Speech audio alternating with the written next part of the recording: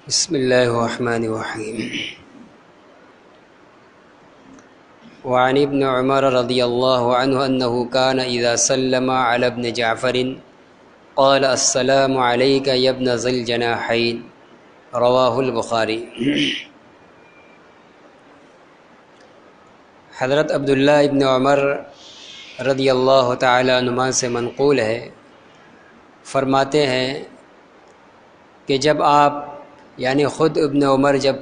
سلام کرتے تھے حضرت جعفر رضی اللہ تعالی عنہ کے کسی بیٹے کو، قالا تو کہتے السلام علیک یا ابن ذی الجناحین، سلامتی ہو تم پر اے ذو الجناحین کے بیٹے. حضرت جعفر رضی اللہ تعالیٰ عنہ کا لقب تھا ذو الجناحین، دو بازو والے، چونکہ نبی اکرم صلی اللہ علیہ وسلم نے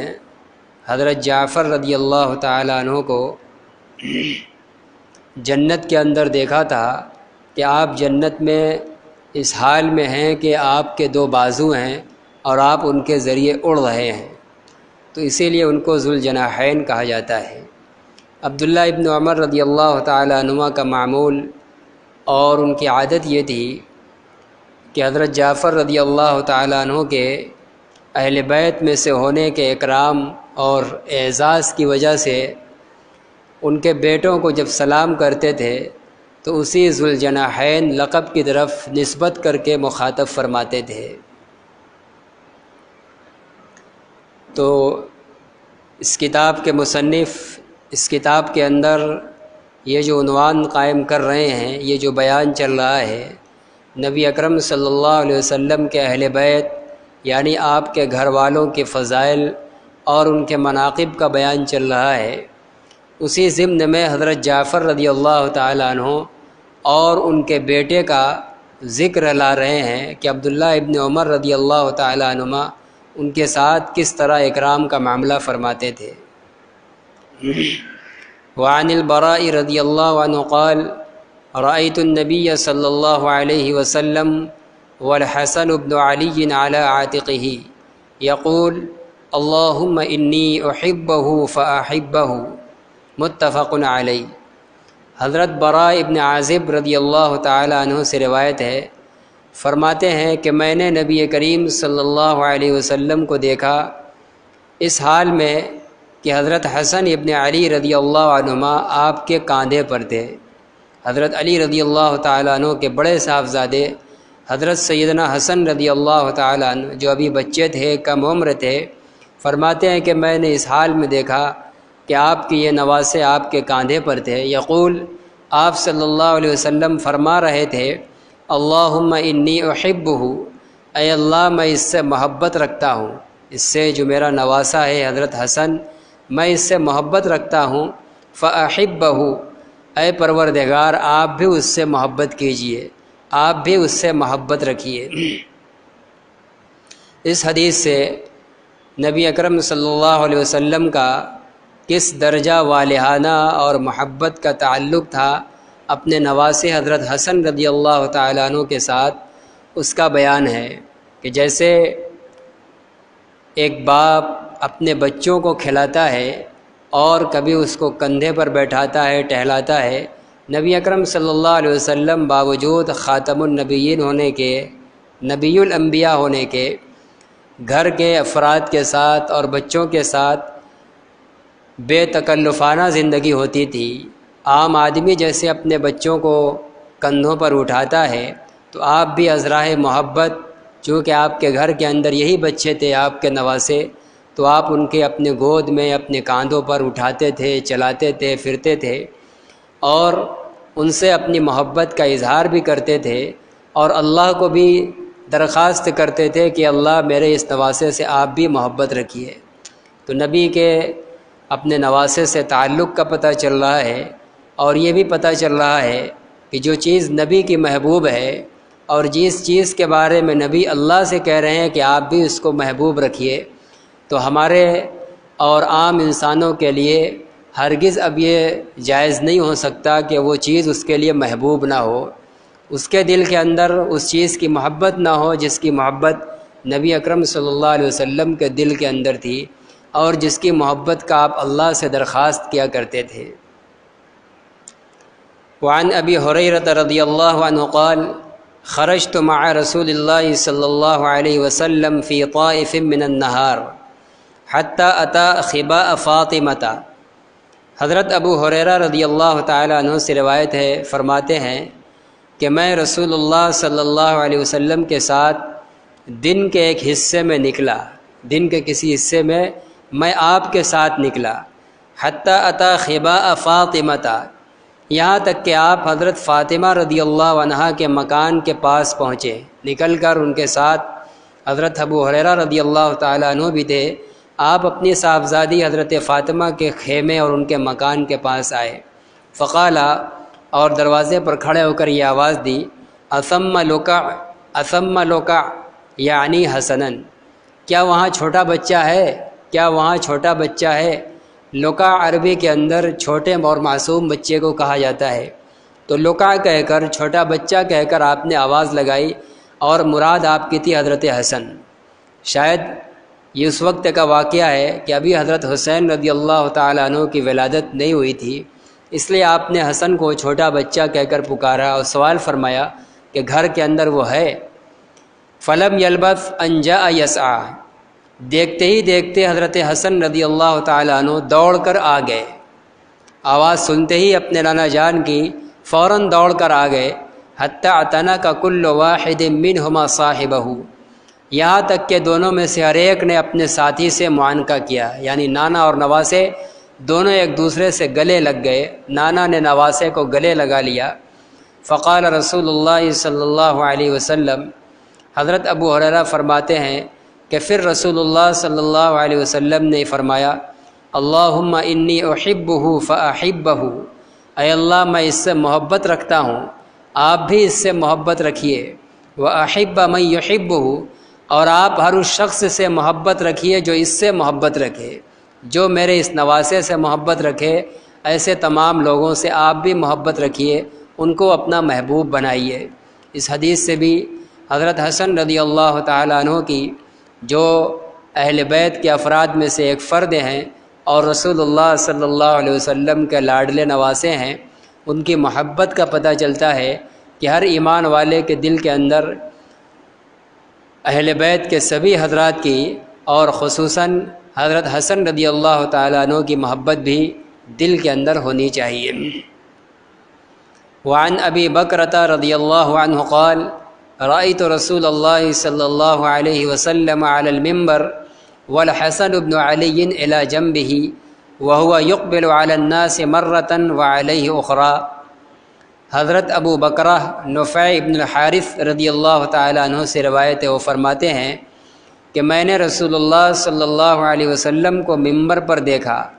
اور حضرت حسن ابن علی رضی اللہ تعالیٰ عنہما آپ کے برابر میں تھے۔ اسی منبر پر آپ خطبہ دے رہے ہیں اور برابر میں نواسے حضرت حسن بھی بیٹھے ہوئے ہیں۔ گھر سے ساتھ نکلے ہوں گے یا بعد میں آئے ہوں گے، جیسا کہ بعض روایات میں ہے کہ آپ خطبہ دے رہے تھے اور حجرے کے اندر سے دوڑے دوڑے دونوں نواسے چلے آئے۔ آپ نے خطبہ موقوف کر کے منبر سے اتر کر کے دونوں گود میں لیا، اور پھر اس کے بعد منبر پر چڑھ کر اپنا خطبہ دینا شروع کیا۔ تو بہت غایت درجہ آپ کی اپنے نواسوں سے محبت تھی کہ منبر پر بھی ان کو لے کر آپ تشریف فرما ہوتے تھے۔ وَهُوَ يُقْبِلُ عَلَى النَّاسِ، اور منبر پر جب آپ خطبہ دے رہے تھے فرماتے تھے کہ آپ کبھی لوگوں کی طرف متوجہ ہوتے تھے، وَعَلَيْهِ أُخْرَى، اور کبھی حضرت حسن رضی اللہ تعالیٰ عنہ۔ ایسا نہیں کہ خطبہ عوام کو دے رہے ہیں تو بس دوران خطبہ صرف انہی کی طرف توجہ ہو، اور بغل میں نواسہ بیٹھا ہو دوران خطبہ ایک بار بھی ادھر نگاہ نہ ہو، ایسا نہیں، بلکہ آپ کی توجہ پلٹتی رہتی تھی۔ ایک بار عوام پر توجہ ہوتی تھی تو دوسری بار فوراً نواسے پر ہوتی تھی، پھر عوام پر ہوتی تھی، پھر نواسے پر ہوتی تھی۔ اس طرح آپ کی توجہ یکے بعد دیگرے بٹتی رہتی تھی۔ وَيَقُول، اور جب آپ نواسے کی طرف توجہ فرماتے تھے تو یہ جملہ فرماتے تھے، اِنَّ ابنی ھذا سید، میرا یہ بیٹا سردار ہے، یہ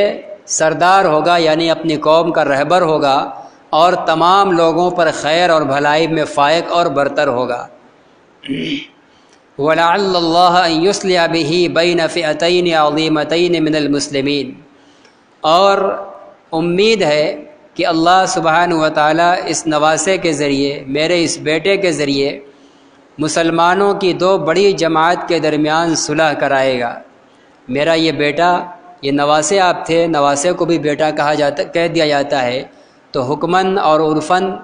اعتبار سے ان کو بیٹا کہا ہے، ورنہ حقیقتاً تو ان کی صاحبزادی کے بیٹے تھے اور آپ کے نواسے تھے۔ تو فرمایا کہ میرا یہ بیٹا بھی سردار ہوگا، یہ لوگوں پر غالب آئے گا، خیر اور بھلائی کے اندر بھی اور ہر اعتبار سے لوگوں پر یہ فوقیت لے جائے گا، اور سید کا معنی حاکم بھی ہو سکتا ہے کہ یہ لوگوں کا حاکم اور رہبر بنے گا۔ اور پھر آگے آپ نے فرمایا کہ عنقریب اللہ سبحانہ و تعالیٰ اس کے ذریعے مسلمانوں کی دو بڑی جماعت کے درمیان صلح کرائے گا۔ چنانچہ اللہ کے نبی صلی اللہ علیہ وسلم کی یہ پیشین گوئی پوری ہوئی۔ حضرت علی رضی اللہ تعالیٰ عنہ کی وفات کے بعد حضرت حسن ابن علی رضی اللہ تعالیٰ عنہ مسلمانوں کے خلیفہ بنے، اور 6 سال آپ مسند خلافت پر فائز رہے، خلیفۃ المسلمین رہے 6 مہینے تک، اور 6 مہینہ مکمل کر کے نبی اکرم صلی اللہ علیہ وسلم کے ایک فرمان کی تکمیل ہوئی۔ آپ نے فرمایا تھا الخلافۃ بعدی 30 سنۃ، کہ میرے بعد خلافت 30 سال ہوگی۔ تو حضرت علی رضی اللہ تعالیٰ عنہ کی وفات تک 29.5 سال ہوا تھا، 6 مہینہ باقی رہ گئے تھے 30 سال مکمل ہونے میں۔ حضرت حسن ابن علی رضی اللہ تعالیٰ عنہ جب خلیفہ بنے اور 6 مہینہ جب ان کا گزر گیا، تو آپ صلی اللہ علیہ وسلم کا وہ فرمان مکمل ہو گیا کہ میرے بعد خلافت 30 سال ہوگی۔ اب چونکہ حضرت علی رضی اللہ تعالیٰ عنہ کے زمانے میں اختلاف شروع ہو گیا تھا، حضرت عثمان رضی اللہ تعالیٰ عنہ کا جو قتل ہوا تھا سن 35 ہجری کے اندر، وہیں سے مسلمانوں میں اختلاف شروع ہوا تھا۔ اسی دوران حضرت علی رضی اللہ تعالیٰ عنہ خلیفہ بن گئے، اور اس وقت مسلمانوں میں حضرت عثمان رضی اللہ تعالیٰ عنہ کے جو قاتل تھے، قتل کرنے والے لوگ تھے، ان سے بدلہ اور قصاص لینے سے متعلق مسلمان 2 گروہ میں بٹ گئے۔ ایک گروہ کا نظریہ یہ تھا کہ ابھی حالات ناسازگار ہیں، اس لیے پہلے لوگوں سے خلافت پر بیعت لی جائے، اور جب چند دنوں میں خلافت مستحکم اور مضبوط ہو جائے گی، پھر ایک ایک قاتل سے چن کر بدلہ لیا جائے گا۔ اور دوسری طرف جو خاص حضرت عثمان رضی اللہ تعالیٰ عنہ کے خاندان کے لوگ تھے، خاندان والوں پر کسی واقعہ کا زیادہ غلبہ ہوتا ہے، اور وہ خاندانی قرابت کی بنیاد پر زیادہ بہت دور کی سوچ بھی نہیں پاتے، بسا اوقات ان کے اوپر اپنے خاندان، اپنے آباء و اجداد سے محبت اور خاندانی عصبیت کی بنیاد پر زیادہ غلبہ ہوتا ہے اس بات کا کہ جلد سے جلد ان کے دشمنوں کا، قاتلین کا بدلہ لیا جائے۔ تو ایک گروہ کا کہنا تھا کہ نہیں، خلافت کی بیعت تو بعد میں بھی لے لی جائے گی، پہلے ان قاتلین سے نمٹا جائے اور ان کو انجام تک پہنچایا جائے۔ جو لوگ اس کے قائل تھے، ان کے سر فہرست، ان کے جو رہنما اور رہبر تھے، حضرت امیر معاویہ رضی اللہ تعالیٰ عنہ تھے۔ اور جو لوگ اس بات کے قائل تھے کہ ابھی نہ رہنے دیا جائے، پہلے خلافت کو مضبوط کیا جائے، پھر بدلہ لیا جائے گا، بدلہ لینے کا کوئی منکر نہیں تھا۔ اختلاف اس میں ہوا کہ ابھی لیا جائے کہ بعد میں لیا جائے۔ حضرت امیر معاویہ رضی اللہ تعالیٰ عنہ اور ان کی جماعت اور ان کے ہم نوا ہم خیال لوگوں کا نظریہ یہ تھا کہ فوراً لیا جائے، اس کے بعد پھر خلافت کی بات کی جائے۔ حضرت علی رضی اللہ تعالیٰ عنہ اور ان کے حامیان کی رائے یہ بنی کہ نہیں، پہلے خلافت مضبوط کی جائے، پھر بدلہ لیا جائے گا۔ اسی میں دونوں جماعت میں اختلاف ہو گیا، اور مسلمان اب کھلے طور پر 2 گروہ میں بڑھ گئے۔ ایک کی قیادت کر رہے تھے حضرت علی رضی اللہ تعالیٰ عنہ، اور دوسرے کی قیادت کر رہے تھے حضرت امیر معاویہ رضی اللہ تعالیٰ عنہ۔ دونوں طرف صحابی تھے، دونوں طرف جو قائد ہیں وہ بھی صحابی رسول اور برگزیدہ صحابی۔ حضرت علی رضی اللہ تعالیٰ عنہ کا تو انتہائی اونچا مقام، 4تھے خلیفہ راشد ہیں اور پوری امت میں نبی کے بعد 4تھے درجے پر ہیں۔ حضرت امیر معاویہ رضی اللہ تعالیٰ عنہ، اگرچہ ان کا رتبہ حضرت علی رضی اللہ تعالیٰ عنہ سے بہت بات کا ہے، لیکن آپ صلی اللہ علیہ وسلم کے رشتے میں وہ صالح ہیں، آپ صلی اللہ علیہ وسلم کے بڑے قریبی، آپ ان سے وحی لکھواتے تھے اور بہت سے امور میں ان سے مشورہ کرتے تھے، تو دونوں کا اپنا الگ الگ مقام تھا۔ اور سب سے بڑی بات یہ تھی کہ دونوں صحابی رسول تھے۔ اختلاف ہو گیا اور دونوں کی رائے کے ہمنوا بھی تھے، اس طرح دونوں کی طرف لوگ بڑھ گئے۔ مسلمان اس وقت دو گروہ میں، دو جماعت میں بڑھ گئے، اور اس میں جو کچھ ظاہری مسلمان تھے، حقیقت میں منافق تھے اور یہودیوں کے پروردہ تھے، انہوں نے اس موقع کا فائدہ اٹھانا چاہا۔ حضرت علی رضی اللہ تعالیٰ عنہ مدینہ کے اندر ہیں اور حضرت امیر معاویہ رضی اللہ تعالیٰ عنہ شام کے اندر ہیں۔ اس زمانے کے اعتبار سے وہ مہینوں کی مسافت کا زمانہ ہے۔ آج کی طرح کوئی ٹرین اور ہوائی جہاز کا نہیں تھا کہ چند گھنٹوں میں یہاں وہاں ہو جائے۔ آج کی طرح کوئی انٹرنیٹ کا زمانہ نہیں تھا کہ سیکنڈوں میں یہاں کی خبر وہاں پہنچ جائے۔ مہینوں کی مسافت کی دوری پر دونوں حضرات ہیں، وہ شام کے اندر ہیں، یہ مدینہ کے اندر ہیں۔ خط و کتابت ہوتی تھی، قاصد آتے جاتے تھے، وقت لگتا تھا۔ اب قاصدین میں بھی اب اس میں کچھ مسلمان بن کر عبداللہ ابن سبا جو سر فہرست تھا، جو اپنے کو مسلمان ظاہر کیا، حقیقت میں یہودی تھا، اس امت کو بانٹنے میں اور اس امت میں آپس میں انتشار کرانے میں کلیدی کردار اسی شخص کا ہے، عبداللہ ابن سبا۔ بعد میں اسلام میں جتنے بھی فرقے پیدا ہوئے سب اسی کی فکر اور اسی کی سازش کی پیداوار اور بنیاد ہے۔ اب ادھر ان دونوں کی زبانی جنگ تھی، زبانی اختلاف تھا، لیکن ادھر کی ادھر کچھ کا کچھ پہنچانے میں، لڑانے میں بات کچھ کا کچھ پہنچائی گئی۔ ظاہر ہے کہ جب اختلاف ہوتا ہے تو دونوں انسان تھے اور دونوں طرف کے لوگ کوئی معصوم نہیں تھے، غلطی ہو سکتی ہے۔ ایک خبر سن کر اس سے پہلے کہ اس خبر کا کوئی تصفیہ اور حقیقت واضح ہو کہ فلاں نے کیا کہا ہے، برانگیختہ ہوتے تھے،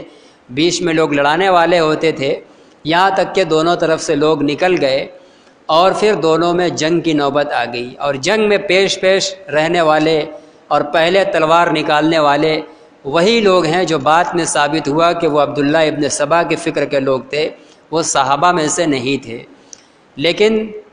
جو اتنا بدنظم ماحول ہوتا گیا اور بگڑتی چلی گئی، اس کی وجہ یہی تھی مسافت کی دوری اور صحیح خبر کا بروقت نہ پہنچنا۔ آج کی ترقی کا دور ہوتا تو شاید اس طرح کا صحابہ میں اختلاف نہ ہوا ہوتا، لیکن بہرحال ہو گیا، جنگ کی نوبت آ گئی۔ مقام صفین کے اندر حضرت علی رضی اللہ تعالیٰ عنہ، حضرت معاویہ رضی اللہ تعالیٰ عنہ کے درمیان جنگ ہو گئی، اور یہ لڑائی اور یہ آپ لوگوں کا اختلاف صرف اسی معاملے کو لے کر تھا کہ حضرت عثمان رضی اللہ تعالیٰ عنہ کے قاتل کا بدلہ ابھی لیا جائے یا خلافت مضبوط کرنے کے بعد لیا جائے۔ باقی اس کے علاوہ ان دونوں صحابہ اور دونوں کی جماعت میں کوئی اختلاف نہیں تھا۔ یہ اختلاف تھا، مخالفت نہیں تھی۔ اختلاف اور مخالفت میں یہی فرق ہوتا ہے کہ جب ایک شخص کو دوسرے سے کسی رائے اور نظریے کا اختلاف ہوتا ہے تو جس بات میں اختلاف ہوتا ہے وہ اختلاف وہیں تک رہتا ہے، باقی اور دوسرے معاملے میں دونوں کا ایک دوسرے سے اچھا تعلق جیسے پہلے تھا وہ برقرار رہتا ہے۔ یہ اختلاف ہوتا ہے۔ اور مخالفت یہ ہوتی ہے کہ ایک بات کسی موقع پر کہ ہم کو آپ کی ناگوار لگ گئی، ہم سے آپ سے اختلاف ہو گیا، تو اب ہم آپ کی تمام خوبی پر پانی پھیر دیں گے، جگہ جہاں بیٹھیں گے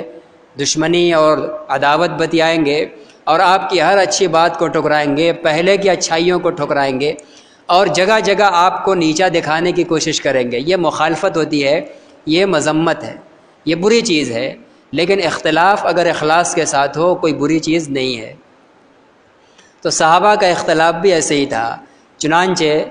اس کی نظیر یہ ہے کہ جب دوران نماز جنگ موقوف ہوتی تھی تو دونوں طرف کے سپاہی خلط ملط رہتے تھے۔ ایسا نہیں کہ دونوں کو جانی دشمن ہو، جیسے تلوار جنگ کے وقت ٹھنی ہے تو اب نماز کے وقت بھی ٹھنی ہے۔ حضرت علی رضی اللہ تعالیٰ عنہ کے ساتھی حضرت معاویہ کے میں گھس جاتے تھے، ان کے پیچھے نماز پڑھتے تھے، ان کے دسترخوان پر بیٹھ کے کھانا کھاتے تھے، ادھر کے حضرت علی رضی اللہ تعالیٰ عنہ کے ساتھ ہوتے تھے، اور پھر جب نماز کے بعد جنگ کا وقت ہوتا پھر دونوں آمنے سامنے ہو جاتے تھے، اس لیے کہ ان کا اختلاف تھا صرف ایک مسئلے کو لے کر، تو وہاں دور تھے، باقی اور مسائل میں اختلاف نہیں تھا، تو ساتھ میں پھر ہو جاتے تھے۔ چنانچہ بعض صحابہ سے پوچھا گیا کہ آپ حضرت علی کے ساتھ ہیں، لیکن جب جنگ ختم ہوتی ہے اور دسترخوانے کا وقت ہوتا ہے تو آپ حضرت معاویہ کے دسترخوان پر بیٹھے ہوتے ہیں، تو کہہ رہے ہیں ہاں، نماز علی کے پیچھے پڑھنے میں زیادہ مزہ آتا ہے اور دسترخوان معاویہ کا زیادہ لذیذ ہوتا ہے۔ تو یہ حال تھا صحابہ کا، ان کا آپس میں اختلاف تھا، دونوں ایک دوسرے کے مخالف نہیں تھے، دشمن نہیں تھے۔ بہرحال اختلاف ہوا اور دشمن کی سازش سے جنگ کی نوبت آ گئی۔ چنانچہ علماء نے لکھا ہے کہ یہ حقیقت بعد میں امت پر واضح ہوئی، دونوں طرف کے حالات جاننے اور پڑھنے کے بعد، کہ یہ معاملہ ایسے ایسے ہوا اور اس معاملے میں حضرت علی کی جو رائے تھی وہ درست تھی، اور حضرت معاویہ رضی اللہ تعالیٰ عنہ کی جو رائے تھی وہ ان کے میں خطا ہو گئی تھی، وہ چوک گئے تھے۔ اس زمانے میں کسی کے اوپر حق واضح نہیں تھا، اسی وجہ سے بہت سے صحابہ، ایک تیسری جماعت تھی، الگ تھے، نہ وہ علی کے ساتھ تھے نہ معاویہ کے ساتھ تھے، اس لیے کہ دونوں کے اوپر حق واضح ہی نہیں تھا۔ تو یہ بعد میں امت پر واضح ہوا ہے، علماء نے یہ واضح کیا ہے۔ حالات کبھی ایسا ہوتا ہے کہ جب جو آدمی خود صاحب معاملہ ہوتا ہے اس کے اوپر حقیقت واضح نہیں ہوتی، جو آدمی دور سے دیکھتا ہے اس کے اوپر حقیقت واضح ہو جاتی ہے۔ تو جو بعد میں لوگوں نے دیکھا ان کے اوپر حقیقت واضح ہوئی اور پورا پس منظر انہیں سمجھا کہ کس طریقے سے واقعات پیش آئے اور اس میں کون خطا پر تھا اور کون چوک پر تھا۔ دونوں طرف سے بڑی تعداد میں مسلمان اور صحابہ شہید بھی ہوئے۔ حضرت علی رضی اللہ تعالیٰ عنہ کے ساتھیوں کے ہاتھوں حضرت امیر معاویہ کی طرف کے مسلمان و صحابی شہید ہوئے، ان کے ہاتھوں ادھر کے شہید ہوئے۔ حضرت علی رضی اللہ تعالیٰ عنہ سے پوچھا گیا کہ ان دونوں طرف کے جو مسلمان قتل کیے گئے ان کا کیا ہوگا؟ تو آپ نے فرمایا کہ قتلایا و قتلا معاویہ فی الجنہ،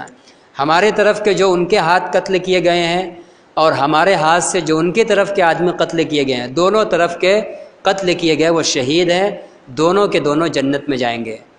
یہ خلوص نیت اور ان کا اختلاف کس قدر اخلاص پر مبنی تھا۔ اسی زمانے میں روم کے بادشاہ نے، جو کافر تھا، اس نے موقع جانا اور یہ سمجھا کہ علی اور معاویہ میں اختلاف چل رہا ہے، معاویہ کو اپنی طرف ساٹھ لیں اور ان کی ایک بھاری فوج ہے ان کو اپنے ساتھ ملا کر علی پر حملہ کر دیں اور ان کو نیست و نابود کر دیں۔ اور حضرت معاویہ کے نام اس نے یہی پیغام دے کر خط لکھ دیا کہ آپ کہیں تو ہم آپ کے ساتھ ایک بھاری لشکر بھیج دیں اور ہم آپ کے ساتھ مل کر علی اور اس کے لشکر کو کچل دیں۔ حضرت امیر معاویہ رضی اللہ تعالیٰ عنہ باوجود کہ حضرت علی رضی اللہ عنہ سے ان کا اختلاف اور جنگ چل رہی ہے، اس پر راضی نہیں ہوئے اور پلٹ کر اس کو بڑے سخت الفاظ میں کہا کہ او رومی کتے، تم ہم کو اور معاویہ علی کو دشمن نہ سمجھنا، ہم اور علی بھائی بھائی ہیں، اگر تم نے ترچھی آنکھ کی علی کی طرف، ٹیڑھی آنکھ سے بھی دیکھنے کی کوشش کی تو ہم علی کے جھنڈے کے نیچے جمع ہو کر تمہارا وجود زمین سے ختم کر دیں گے، تم کو نیست و نابود کر دیں گے۔ تو یہ ان لوگوں کا خلوص اور اختلاف تھا، صرف ایک مسئلے میں وہ اختلاف رائے تھا۔ اور ہر صحابی مجتہد ہوتا ہے، مجتہد وہ ہوتا ہے جس کو قرآن و حدیث کا گہرا علم ہوتا ہے اور وہ ان قرآن و حدیث کے علم سے نئے مسائل کو، جن کا حل قرآن و حدیث میں صاف صاف ذکر نہیں ہوتا ہے، نئے مسائل کا حل غور کر کے نکالتا ہے، اس کو مجتہد کہتے ہیں۔ اور مجتہد کے بارے میں نبی صلی اللہ علیہ وسلم کا فرمان یہ ہے کہ مجتہد کو ہر حال میں اجر ملتا ہے۔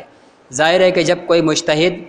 کوئی نیا مسئلہ، نئی صورتحال اس کے سامنے آئے جس کا ذکر نہ قرآن میں ہو نہ حدیث میں ہو، اب اس کا حکم بتانا ہو امت کو کہ اس کا حکم شرعی کیا ہے، اب وہ جب اپنے علم کی روشنی میں قرآن و حدیث میں غور کر کے حکم معلوم کرے گا تو یہ بھی ہو سکتا ہے کہ وہ اللہ رسول کی منشا کے مطابق حکم نکال لے، اور یہ بھی ہو سکتا ہے کہ وہ ایسا حکم نکالے جو اللہ اور اس کے رسول کی منشا کے مطابق نہ ہو۔ جب اپنے علم سے نکالنا ہے تو مجتہد کے اجتہاد میں دونوں پہلو ہو سکتا ہے۔ تو اللہ کے نبی نے فرمایا کہ جو مجتہد اجتہاد کر کے صحیح حکم نکال لے جو اللہ رسول کی منشا کے مطابق ہے، اس کو دوہرا اجر ملے گا، ایک اجتہاد اور کوشش کرنے کا اور دوسرے صحیح حکم نکال لینے کا، اور دوسرا وہ مجتہد جو اجتہاد کرے لیکن وہ جو حکم نکالے وہ اللہ رسول کی منشا کے مطابق نہ ہو، تب بھی اس کو ایک اجر ملے گا، اور یہ قیامت میں فائنل ہوگا کہ کس کا حکم اللہ رسول کی منشا کے مطابق ہوا اور کس کا نہیں ہوا۔ تو یہاں بھی حضرت علی حضرت معاویہ دونوں مجتہد تھے۔ بعد کے حالات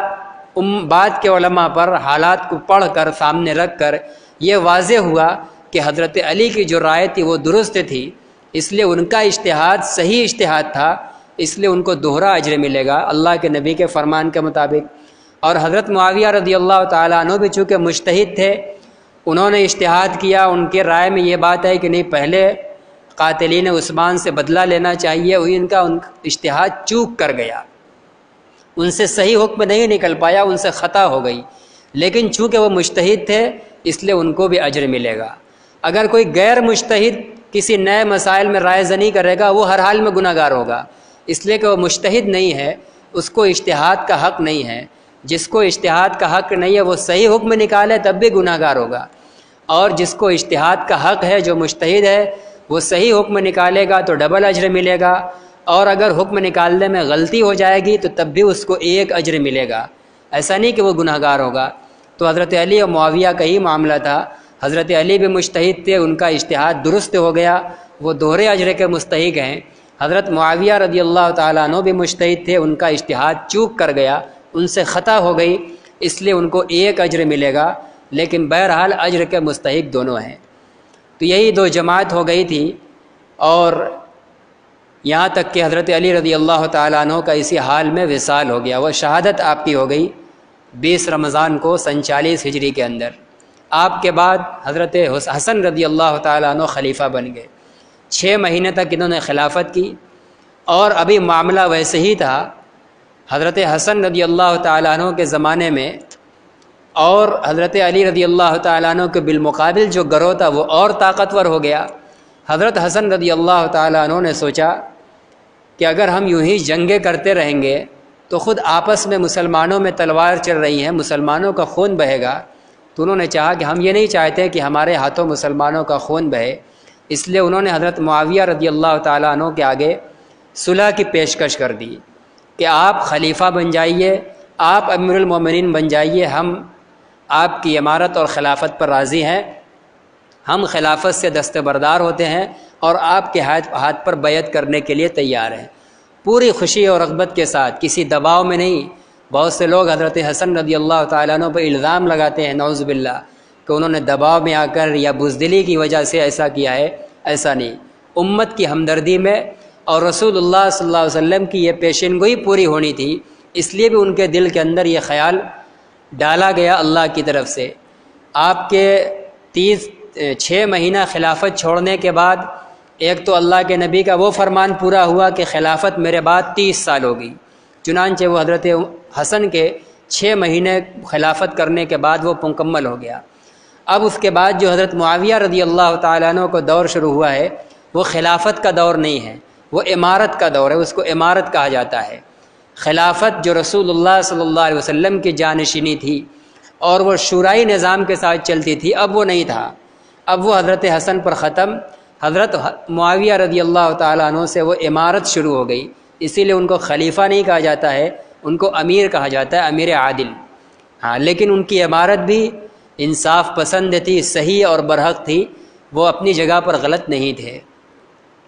اسی کی طرف اللہ کے نبی نے اس موقع پر یہ اشارہ کیا تھا کہ اللہ تعالیٰ میرے اس بیٹے کے ذریعے مسلمانوں کی 2 بڑی جماعت میں صلح کرائے گا۔ آپ نے جب خلافت سے دستبرداری کی، حضرت معاویہ رضی اللہ تعالیٰ عنہ کے ہاتھ پر بیعت کر لیا، ان کو خلیفہ اور امیر تسلیم کر لیا، اور پھر ان کے ساتھ جتنے تھے سب نے، ان کے بھائی حضرت حسین رضی اللہ تعالیٰ عنہ نے، تمام لوگوں نے حضرت معاویہ رضی اللہ تعالیٰ عنہ کے ہاتھ پر بیعت کر لی، ان کو اپنا امیر تسلیم کر لیا۔ اس طریقے سے جو سن 35 ہجری سے امت 2 گروہ میں بٹ گئی تھی، حضرت حسن رضی اللہ تعالیٰ عنہ کے معاویہ کے ہاتھ پر صلح کرنے کے بعد پوری امت اب ایک ہو گئی، اب سب کا ایک امیر پھر ہو گیا، اور پھر حضرت معاویہ رضی اللہ تعالیٰ عنہ اور حضرات حسنین ان دونوں کے بڑے اچھے تعلقات تھے۔ حضرت معاویہ رضی اللہ تعالیٰ عنہ ان دونوں کا بہت اعزاز و اکرام فرماتے تھے، ان سے بڑی محبت کیا کرتے تھے، اور ان کا بیت المال سے بہت خاطر کا وظیفہ مقرر کیا تھا کہ یہ نبی کے گھر والے لوگ ہیں، اس لیے ان کے خوب عزت و اکرام کی جائے۔ ان کو ہر سالانہ عمدہ سے عمدہ جوڑے بھیجتے تھے، اور ماہانہ ان کو سب سے زیادہ وظیفہ حضرت حسن اور حضرت حسین رضی اللہ تعالیٰ عنہما کو دیتے تھے۔ تو انہی کے ہاتھ پر وہ صلح ہوئی تھی اسی کو اللہ کے نبی نے کہا تھا کہ مسلمانوں کی دو بڑی جماعت میں میرے اس بیٹے کے ذریعے صلح ہوگی۔ تو اللہ کے نبی کی یہ پیشین گوئی بھی تھی، اس لیے پوری ہونا تھا۔ تو ایک تو وہ فرمان پورا ہوا کہ خلافت میرے بعد 30 سال ہوگی، 6 مہینے میں چھوڑ دیا، وہ فرمان کامل ہو گیا۔ اور پھر ان کے ہاتھ پر مسلمانوں کی دو بڑی جماعت میں صلح ہو گئی، وہ بربی برسر عام امت نے دیکھ لیا۔ تو یہاں ایک بات یہ غور کرنے کی ہے، اللہ کے نبی یہ کہہ رہے ہیں کہ میرے اس بیٹے کے ذریعے اللہ مسلمانوں کی دو جماعت میں صلح کرائے گا۔ اب وہ لوگ ذرا غور کریں، ہمارے بیچ میں بھی ہیں جو حضرت امیر معاویہ رضی اللہ تعالیٰ عنہ اور ان کے اس وقت کے جو ساتھی تھے ان کو کافر کہتے ہیں، ایسے لوگ ان کو کافر کہتے ہیں، ان کو اسلام سے خارج کہتے ہیں، نعوذ باللہ۔ اللہ کے نبی کیا کہہ رہے ہیں کہ میرا بیٹا جو صلح کرائے گا، میرا نواسا دو جماعت میں کرے، وہ مسلمانوں کی دو جماعت ہوگی، دونوں کو مسلمان کہہ رہے ہیں۔ اور حضرت حسن رضی اللہ تعالیٰ عنہ ان کے ہاتھ پر صلح کرنے کے لیے تیار ہیں، خاندان نبوت کا فرد ہیں، اور خاندان نبوت کا کوئی فرد اور خاص طور سے آپ کے نواسے غلط پر جمع ہو جائیں، اس کا تصور بھی نہیں کیا جا سکتا۔ چنانچہ علماء نے لکھا ہے کہ حضرت حسن کا حضرت معاویہ کے ہاتھ پر صلح کرنا یہ اس بات کی سب سے بڑی دلیل ہے کہ حضرت معاویہ کی خلافہ امارت درست تھی، صحیح تھی۔ اگر صحیح نہ ہوتی تو حضرت حسن کبھی راضی نہ ہوتے، وہ بھی اپنے باپ حضرت علی کی طرح جنگ کر کے اپنے آپ کو فنا کر دیتے، لیکن کبھی صلح نہ کرتے۔ حضرت حسن کا صلح کرنا یہ اس بات کی دلیل ہے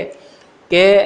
حضرت امیر معاویہ رضی اللہ تعالیٰ عنہ کی امارت اور حکومت یہ صحیح تھی، درست تھی، کوئی ظالم و جابر حکومت نہیں تھی۔ اگر ایسا ہوتا تو ہرگز یہ خاندان نبوت کے لوگ صلح نہ کرتے۔ تو یہ اس حدیث سے یہ چند باتیں معلوم ہو رہی ہیں کہ ایک تو یہ کہ دونوں گروہ، چاہے حضرت علی کا گروہ ہو چاہے حضرت معاویہ کا گروہ، دونوں پتہ چل رہا ہے کہ مسلمان تھے۔ اور حضرت حسن کا حضرت معاویہ کے ہاتھ پر صلح کرنا، ہاتھ پر بیعت کر کے ان کو اپنا امیر تسلیم کر لینا، یہ اس بات کی دلیل ہے کہ آپ امیر برحق تھے، آپ ظالم و جابر نہیں تھے جیسا کہ آپ کے دشمن لوگ کہتے ہیں۔ وعن عبد الرحمن ابن ابی نعم قال سمعت عبد اللہ ابن عمر وسأله رجل عن المحرم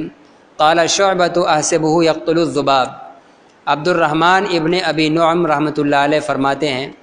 میں نے عبداللہ ابن عمر رضی اللہ تعالیٰ عنہما کو کہتے ہوئے سنا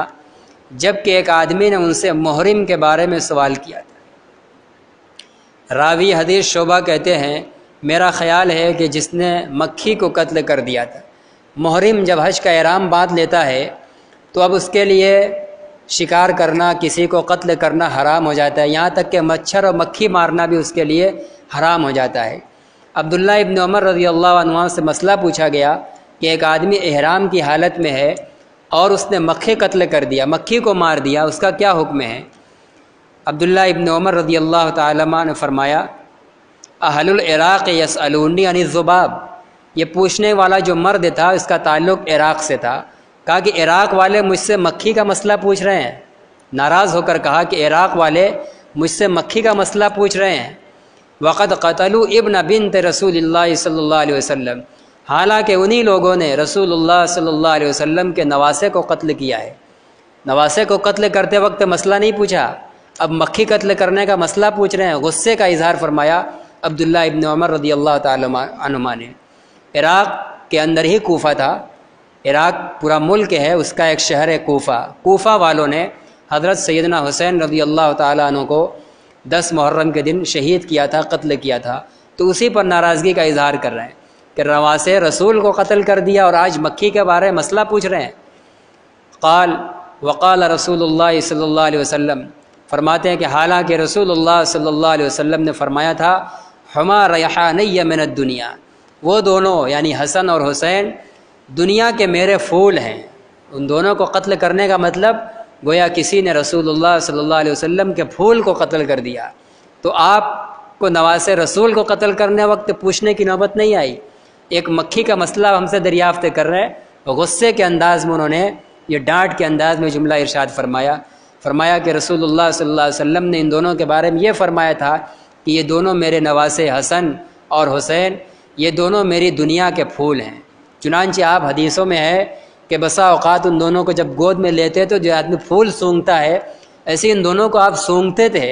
کہ جیسے کوئی خوشبودار چیز ہو۔ ازراہ محبت، اتنی محبت اور لگن تھی کہ آپ ان کو سونگتے تھے نماز میں، اگر نماز پڑھ رہے ہو گھر کے اندر وہ آ کے سوار ہو جاتے تھے سجدے کی حالت میں،